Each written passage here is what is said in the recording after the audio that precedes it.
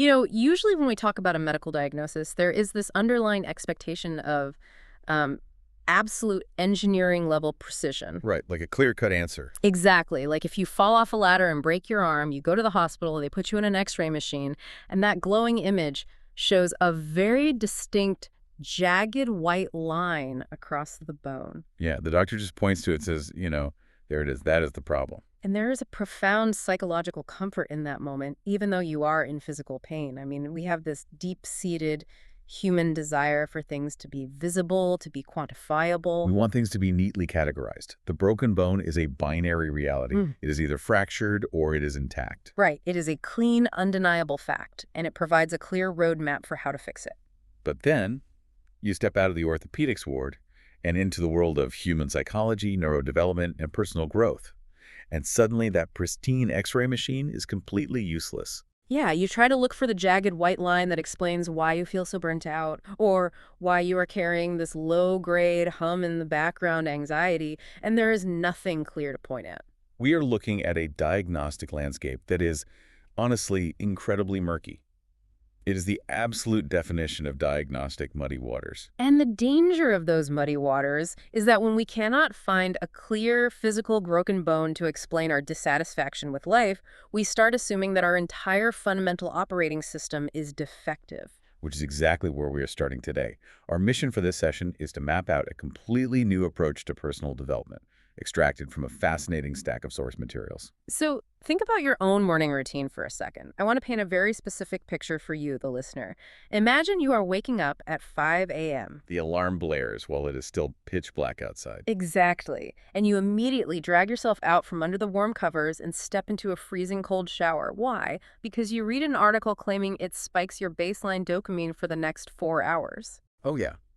And then you step out, shivering, and immediately check the sleep data on your smart ring. Right. You're analyzing your REM cycles and your heart rate variability over a perfectly measured bowl of macronutrient-balanced oatmeal. And then you get in your car for the commute, and instead of listening to music, you throw on a productivity audiobook. And you crank the speed up to 1.5x so you can absorb the information faster. Yeah. You are doing absolutely everything right to optimize your life. It is the modern definition of a highly disciplined, ruthlessly structured existence. You are checking every single box that contemporary achievement culture tells you to check. You are treating your daily routine like an algorithm that just needs the right inputs to guarantee a perfect output of happiness and success. But here is the challenge, and this is where the research we are analyzing today hits incredibly hard. Instead of feeling fulfilled by all this rigid discipline, you just feel perpetually exhausted. Yeah, you have this lingering, quiet, heavy anxiety that no matter what you do, no matter how much you optimize, you are never quite good enough. You are treating yourself like a smartphone that constantly needs a software update, perpetually scanning the horizon for the next patch to fix your bugs. Let's follow that smartphone analogy because it perfectly illustrates the biological and psychological toll of this lifestyle. When your phone is in an area with poor reception, what does it do? It constantly searches for a signal. It is running high-energy background processes, trying to connect to towers that are out of reach, endlessly pinging the network. Right. And what happens to the physical battery of that device? It drains rapidly, it gets hot in your pocket, and dies by noon. Precisely. And that is exactly what is happening to our psychological batteries. We're running these massive, energy-intensive background programs of perpetual self-criticism. We are constantly pinging our environment for validation, trying to download the latest optimization hack, and monitoring our own internal metrics to see if we are improving. And that constant inward-facing surveillance requires an immense amount of cognitive energy. It leaves us depleted, irritable, and profoundly disconnected from the actual experience of living. Okay, let's unpack this, starting with this psychological danger of viewing yourself as a broken machine that requires constant fixing. It is almost as if you become a laboratory rat in your own life. You are the scientist and the rat simultaneously. Oh, that is a great way to put it. You build this elaborate maze for yourself. You put yourself on this wheel of endless metrics, and you run and run, trying to sand down every rough edge, every supposed flaw, until you completely lose your unique shape. Psychologists have given a very specific term to this modern phenomenon. They define it as self-optimization mania. Self-optimization mania. Wow. Yeah, it is characterized as a compulsive, almost frantic need to fight the status quo of your own existence. It is this permanent, buzzing restlessness. And the core issue here is that so much of the modern approach to personal development relies on a fundamentally toxic premise. The underlying architecture of this mindset is a deficit model. The premise is essentially, you are inherently lacking, your default state is unacceptable, and you need fixing. It's a highly profitable premise, honestly. You're broken, here's the cure, buy my supplement, subscribe to my masterclass. It creates a consumer out of your own insecurity. And it operates by whispering, or sometimes shouting, that your current state of being is a problem to be solved, rather than an experience to be lived. But the clinical research shows exactly why this backfires so spectacularly. When you attempt to control, measure, and optimize every single detail of your behavior, you initiate a brutal inward-facing spiral. You become hyper-focused on the self. You monitor your interactions, your productivity, your flaws, and your biometrics with such an unforgiving intensity that it actually generates a state of chronic stress. The brain interprets this constant self-surveillance as a threat state. You become your own harshest critic, effectively acting as an internal predator. You are micromanaging your own soul. And nobody likes a micromanager. No, absolutely not. If you had a boss who stood over your shoulder with a stopwatch, critiquing every keystroke, you would quit that job in a week. But we do it to ourselves 24 hours a day. Yes, and in that relentless internal micromanagement, we completely lose sight of the original goal. Think back to that hypothetical 5 a.m. routine. Why did you start taking the cold showers? Why did you buy the smart ring? Why are you listening to the audiobooks at 1.5x speed? Ultimately, to be happy, to be healthy, to have a good, meaningful life with the people I care about. But the methodology actively destroys the objective. The optimization becomes an end unto itself. It strips away the joy, the lightness, the spontaneity, and the simple grace of actually living. You end up significantly worse off, psychologically speaking, than if you had never embarked on this self-improvement crusade at all. Because now, not only do you have your normal human struggles, but you are additionally burdened with the deep, heavy guilt of failing to meet an impossible artificial standard of perfection. But wait, I have to push back here, because I can hear someone listening to this right now thinking, okay, sure, maybe I'm too hard on myself. But if we aren't trying to improve ourselves, if we just drop the metrics and delete the tracking apps, And stop trying to fix our flaws. yeah. Don't we just stagnate? Isn't there a very real danger of just settling for mediocrity, giving up on our potential, and becoming a couch potato? If I don't measure it, I don't improve it. This raises an important question, and it highlights the exact tension we need to navigate. How do we balance psychological stability, the peace of accepting who we are, with the very real, very biological human need to grow, explore, and evolve? Right, because the answer isn't to just give up and stare at the wall. The answer requires a radical paradigm shift. It requires completely changing the fuel source of your growth. We have to move from a mindset driven by inadequacy to a mindset revolution based on radical self-acceptance. Changing the fuel source. I like that. So we are still driving the car, but we aren't powering it with anxiety anymore. Exactly. And the foundational belief of this new approach is remarkably simple to say, but incredibly difficult to internalize for someone trapped in optimization mania. And what is that belief? The belief is simply this: you are already enough. You are already enough. Just saying that phrase out loud feels like letting out a breath that I didn't even realize I was holding. It is a profound shift in baseline. But it can still sound a bit passive. It sounds like a motivational poster rather than an actionable framework. That is where I want to bring in this brilliant analogy from the psychological frameworks we are examining. They describe this grounded, healthy mindset as being like a newly planted tree. The tree analogy perfectly illustrates the mechanics of healthy psychological growth. If we want to move away from the hyper-optimized machine metaphor, the organic tree is the perfect substitute. How does it function? So imagine this tree. For a tree to grow majestic and strong, it cannot just focus on sprouting new leaves and getting taller. It needs incredibly rich, stable soil. And those deep roots that plunge into it. Yes, the soil and the roots represent your core beliefs. The roots are your deep self-acceptance, your unshakable values, and your fundamental stability. You have to first accept that you are fundamentally sound, that you belong here, and that you are enough. And the genius of this biological design is that because those roots are so deeply anchored, the branches above ground can afford to be incredibly flexible. That flexibility is the ultimate marker of resilience. Let's contrast that with the self-optimization mania. The hyper-optimized life creates a brittle structure. It is like building a towering skyscraper out of rigid glass. It looks impressive, it is highly measured, and it is perfectly optimized for a very specific, calm climate. But the moment a true storm hits, an unexpected job loss, a global crisis, a severe illness, a massive personal failure, the glass shatters completely. The system breaks because there is no foundational acceptance to absorb the shock. But the tree bends. The storm hits, the winds howl, and the branches whip around wildly, but the trunk holds because the roots are saying, I am already enough, this storm is happening to me, but it is not me. And then when the sun comes back out, those same flexible branches can continuously reach for the light. It is growth born from stability, not from panic. To cultivate those deep roots, psychological research outlines 3 core success factors. These are the actionable traits of a fully anchored mind. The first factor is responsibility. But we need to be very careful with this word because it does not mean taking the blame for everything bad that happens to you. Right. It's not about self-flagellation.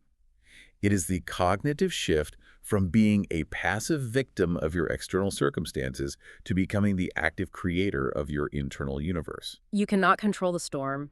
You cannot control the economy or other people's opinions or the biological realities of aging. But you take absolute sovereign responsibility for how you choose to respond to those uncontrollable inputs. It is taking your hands off the horn and putting them back on the steering wheel.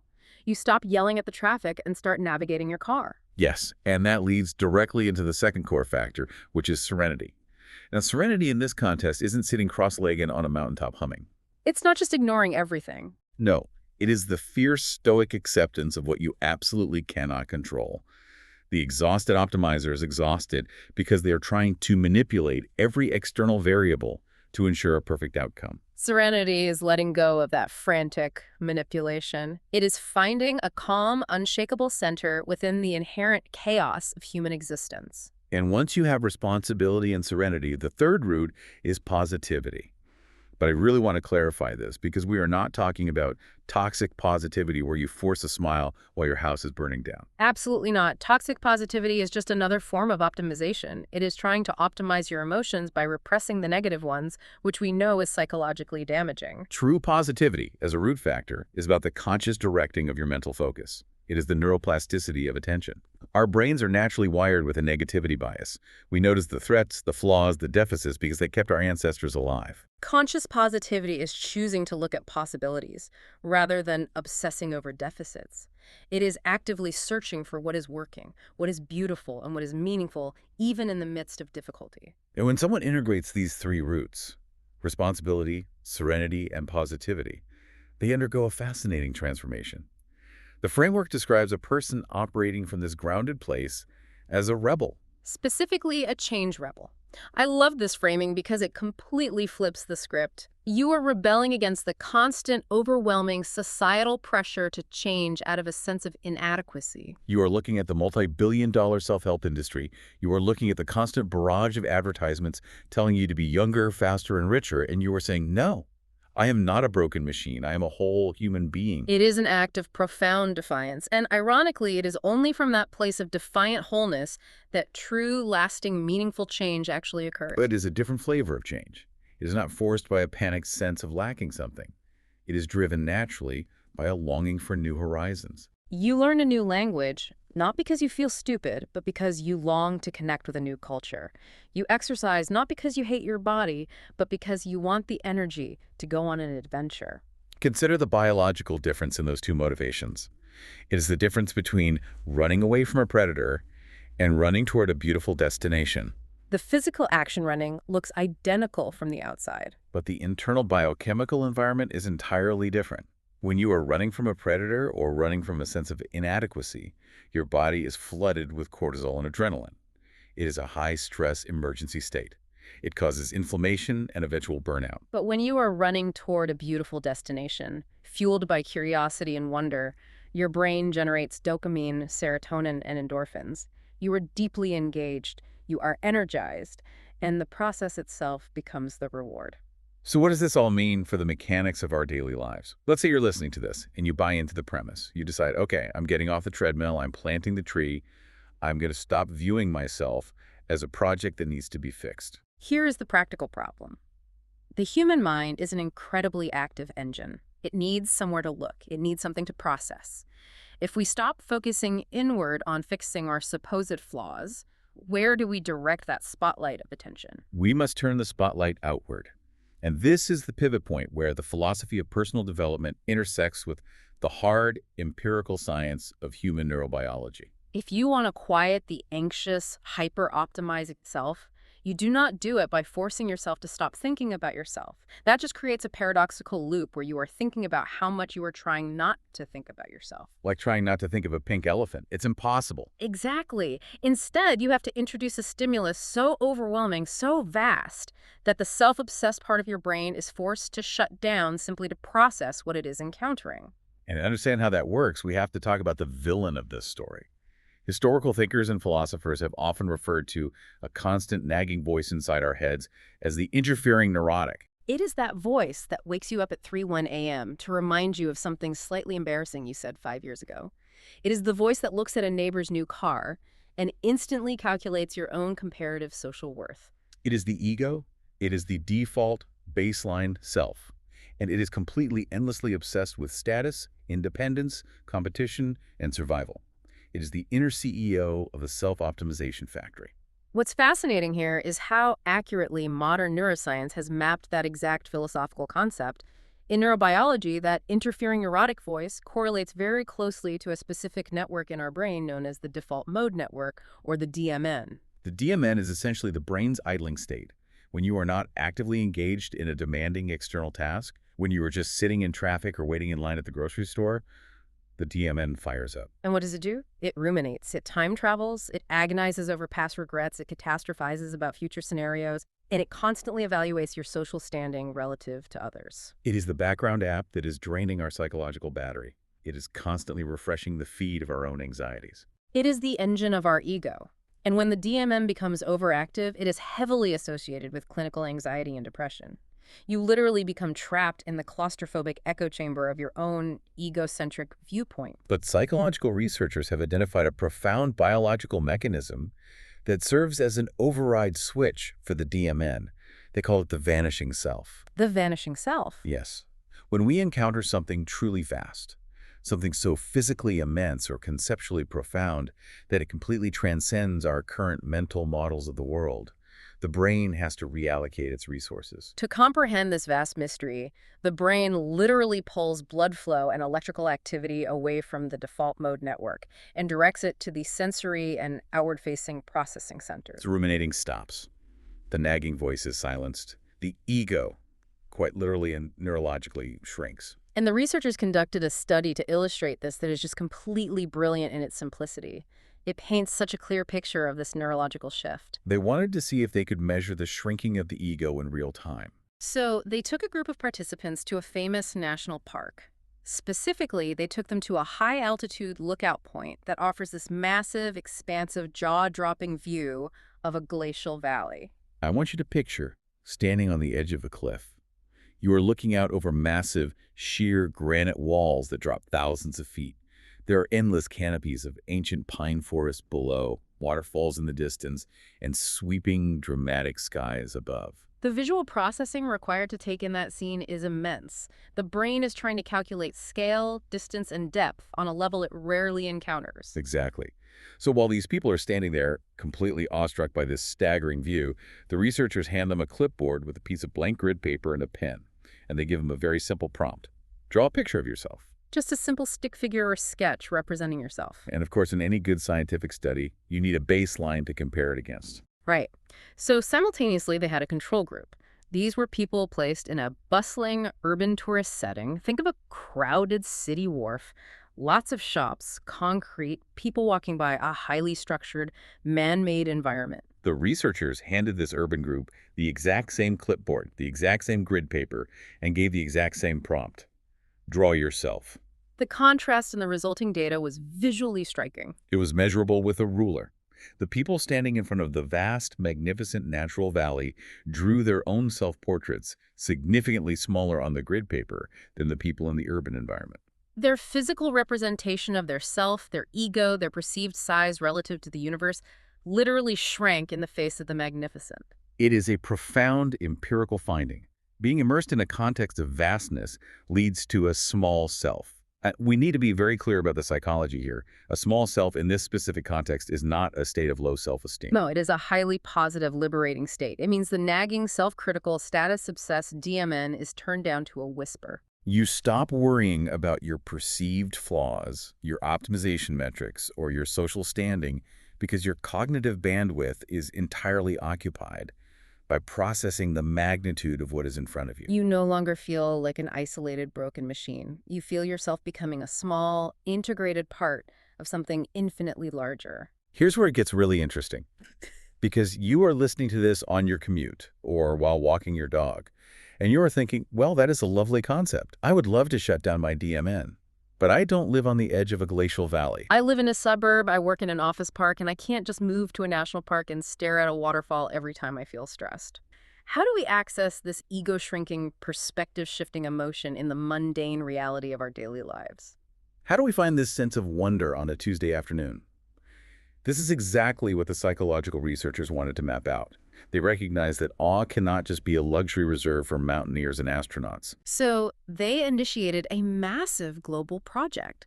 They collected tens of thousands of personal written narratives from people across 26 different countries, representing wildly different cultures, economic backgrounds, and geographies. They simply asked these people to describe moments in their lives when they felt they were in the presence of a vast mystery that shifted their perspective. They were looking for the common denominators of wonder. Precisely.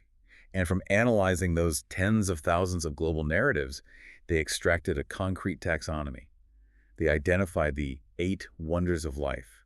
These are 8 specific, universally accessible pathways that consistently trigger the vanishing self and quiet the ego. Let's explore these pathways because they are incredibly actionable. They prove that vastness isn't just about physical size. We can start with a pathway that doesn't require a mountain at all. In fact, when the researchers tallied up the global data, they found a surprising result. The most common trigger for this perspective-shifting emotion across the world was not nature. It was something they termed moral beauty. Moral beauty is a phenomenal concept. It refers to the awe we feel when witnessing the exceptional virtue of other human beings. It is the deep, chest-expanding feeling you get when you see profound courage, profound kindness, or incredible resilience in the face of suffering. We are biologically wired to be moved by exceptional acts of goodness. Think about the times you've been watching the news, which is normally a barrage of negativity, and suddenly they show a clip of ordinary people rushing toward a burning building to save a stranger. Or a community coming together to build a ramp for a disabled neighbor. You get this lump in your throat. You feel elevated. In that moment, your cynical, optimization-obsessed ego takes a backseat, and you are just struck by the purity of human intention. To build on that, the evolutionary psychology behind moral beauty is fascinating. Witnessing virtue creates what researchers call a warm glow effect, which is evolutionarily conserved to promote reciprocal altruism. When you see someone acting selflessly, it signals to your brain that cooperation is possible and valuable, which lowers your defensive barriers. It makes you want to be a better, more connected person, not through shame, but through inspiration. Now, closely related to that human connection is another profound pathway, collective effervescence. Yes. This pathway is about the dissolution of the self through physical synchrony.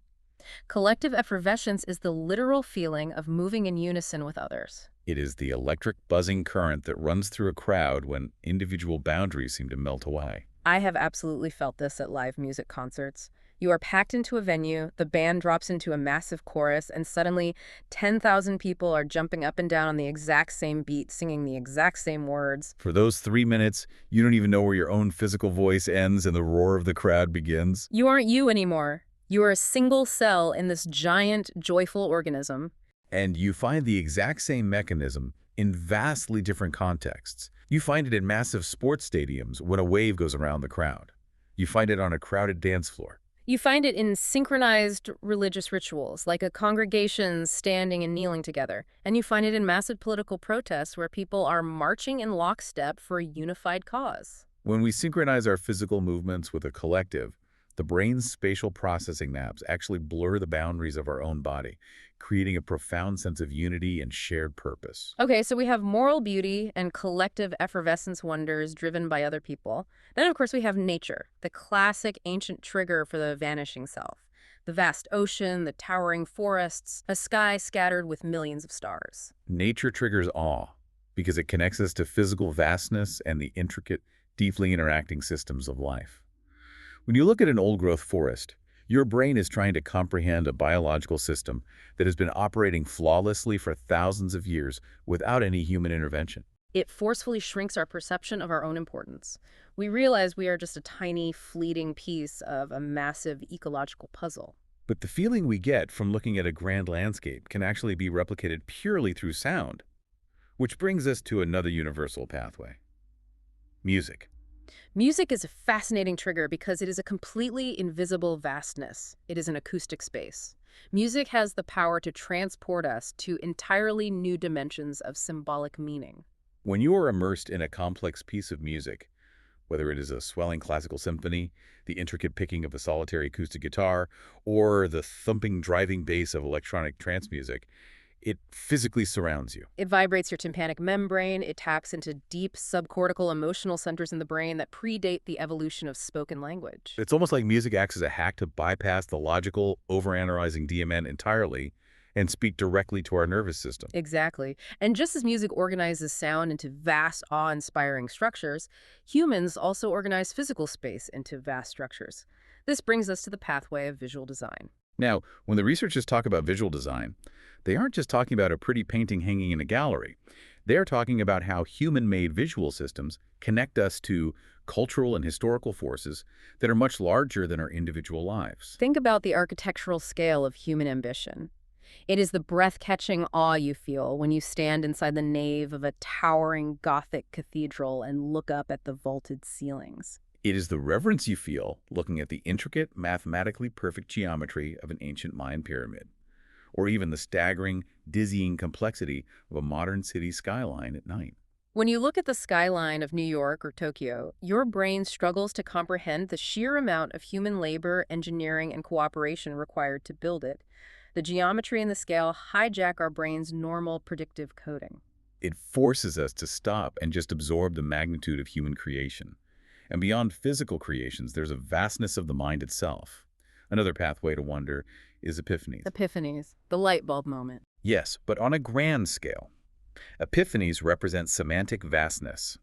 It is the sudden, electrifying realization that connects a dozen scattered pieces of information into a grand, cohesive, new understanding of how the world works. It could be understanding a complex scientific theory for the first time, like grasping the scale of evolutionary biology. It could be a philosophical insight you read in a book that completely shatters your previous worldview. Or it could be a sudden, deep realization about the patterns in your own life. When the mind expands to accommodate a massive new idea, the ego temporarily dissolves in the wake of that discovery. That leaves two final pathways that explore the most profound existential edges of the human experience. There are mystical encounters. Mystical encounters represent moments of spiritual profundity that fundamentally destabilize our ordinary, material understanding of reality. These are experiences found in deep meditation, in fervent prayer, or in sudden, inexplicable feelings of being connected to a divine or supernatural force. For the people who experience them, these moments dissolve the boundary between the physical self and the universe entirely. And finally, the eighth pathway extracted from the global narratives is encountering the ultimate vast mysteries: life and death. Witnessing the beginning or the end of a human life. Being present in the room when a child takes its first breath, or sitting quietly holding the hand of a loved one as they pass away. These are the ultimate threshold moments. They instantly strip away every single superficial layer of the ego.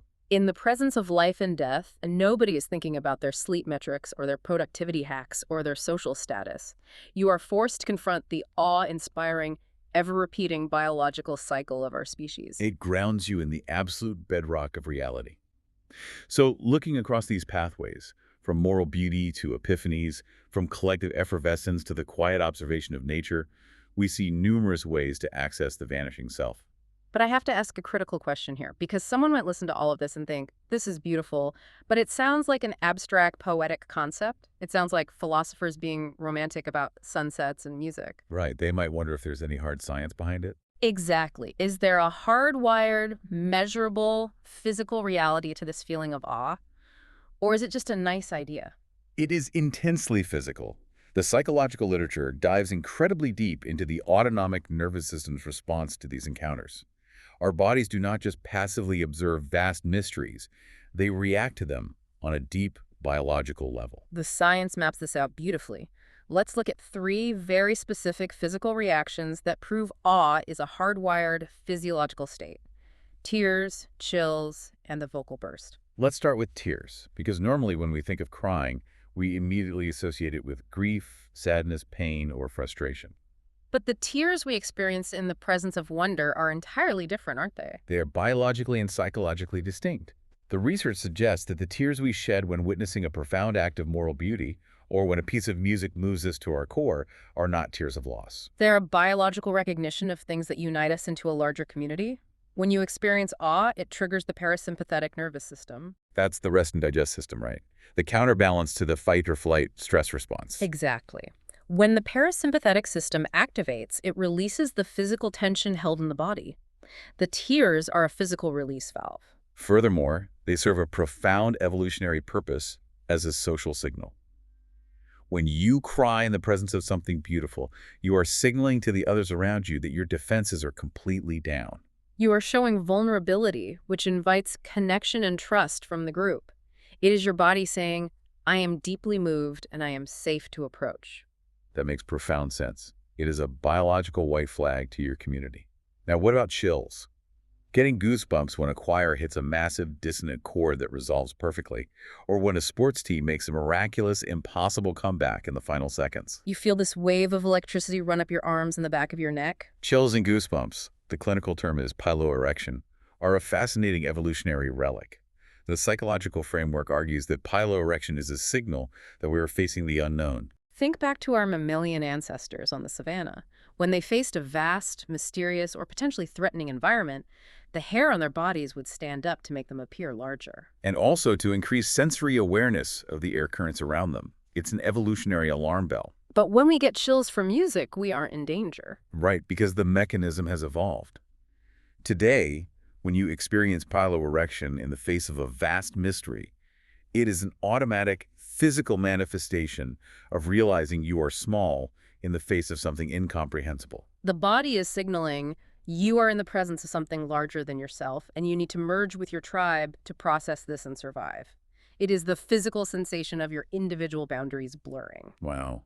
And speaking of wow, we have to talk about the vocal burst. This was, without a doubt, one of my absolute favorite pieces of research in this entire exploration.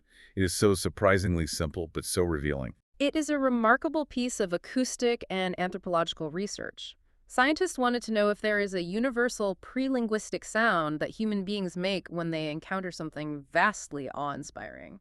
They took thousands of audio recordings of people making spontaneous vocal sounds associated with different emotions. The grunt of pain, the sigh of relief, the scream of fear. And the involuntary reaction to seeing something physically massive and magnificent, like a giant waterfall or a meteor shower. The sound isolated for awe was an involuntary exhaled whoa or wow or a sharp intake of breath. And the researchers didn't just study this in Western laboratories. They took these audio recordings on a global tour. Yes, they played these isolated vocal bursts for people across 10 completely different countries. And crucially, they went to incredibly remote places. They visited isolated Himalayan villages that had zero electricity, zero internet, and almost no exposure to Western media or culture. They wanted to see if this sound was a cultural invention or a biological universal. And the results were staggering. When they played the audio clip of the awe-filled whoa, the people in those remote Himalayan villages correctly identified the emotion behind the sound nearly 90% of the time. A 90% recognition rate across entirely divergent cultures proves that this is a deeply embedded biological response. If we connect this to the bigger picture, it tells us something profound about the timeline of our evolution. Long before human beings had formal language, syntax, or grammar, perhaps 100,000 years ago, our ancestors were walking across the landscape and they were saying, whoa, to their kin. They were looking up at a double rainbow or standing on the edge of a canyon or watching a massive, terrifying thunderstorm roll in, and they were making these specific acoustic sounds to draw their tribe's attention to the vast mystery. Look at that. Stop what you were doing. Look at this vastness and be amazed with me. Precisely. And the evolutionary why behind all of this, the tears, the chills, the vocal burst, is the key to overturning the self-optimization trap. The dominant cultural narrative of evolution is often summarized as survival of the fittest, which we have heavily misinterpreted as hyper-individualistic, ruthless competition. We picture the lone, optimized wolf defeating everyone else. But the biological reality is that early social mammals survived not by competing against each other, but by uniting intensely in the face of vast, mysterious threats. The individuals who had the capacity to experience awe, who could feel their ego shrink, get goosebumps, call out to their neighbors, and merge with their group, were the ones who formed the strongest, most resilient tribes. They survived because they could cooperate. Yes. Awe is not a soft, poetic luxury. It is the literal biological glue of human collaboration. It is the biological antidote to the toxic, isolated striving of the interfering neurotic. Okay, we need to bring this entire expansive exploration full circle back to your life. Yes, you listening to this right now, and the initial problem we laid out at the very beginning. The exhausted, burnt-out self-optimizer, waking up at 5 a.m., shivering in the cold shower, tracking their REM sleep, and feeling completely disconnected. We've talked deeply about the philosophy, the psychology, and the evolutionary biology of awe. But what are the concrete, actionable benefits of seeking out these vast mysteries instead of obsessing over our own flaws? How does this actually heal the burnout? The clinical research provides concrete, empirical evidence of the benefits of this shift, starting right at the cellular level of our physical health.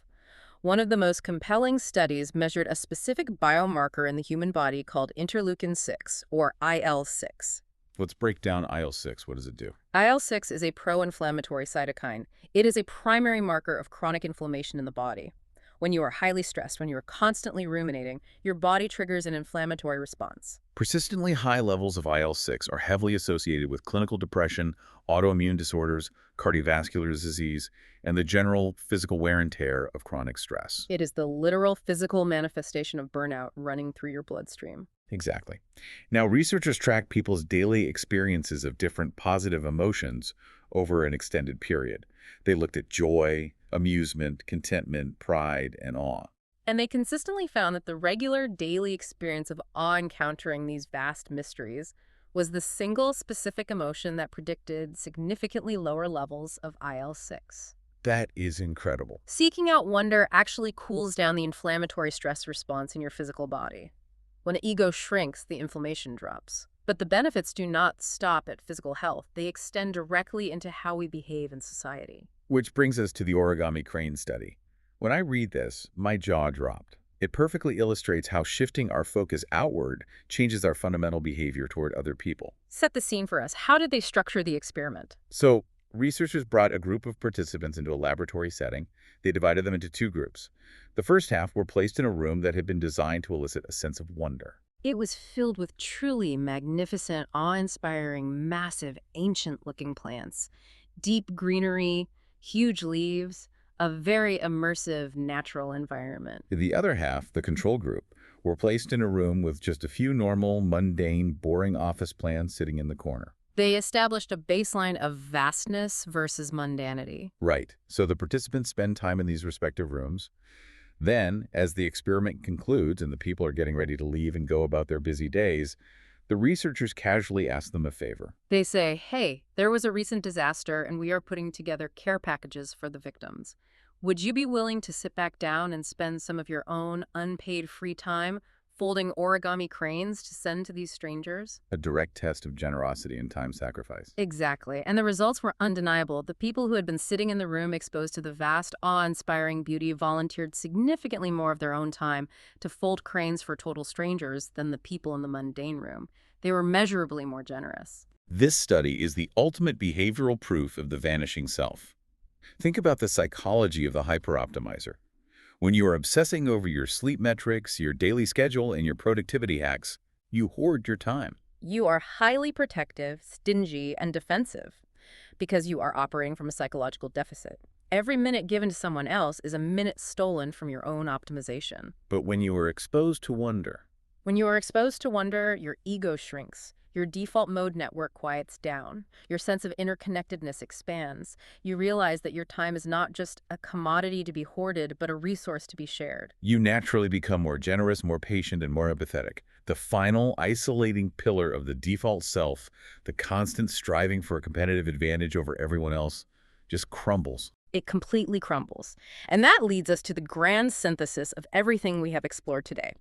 If you combine the philosophy of the mindset revolution, the deeply rooted tree, with the hard science of human emotion and the default mode network, you get a completely new, biologically sound blueprint for realizing your human potential.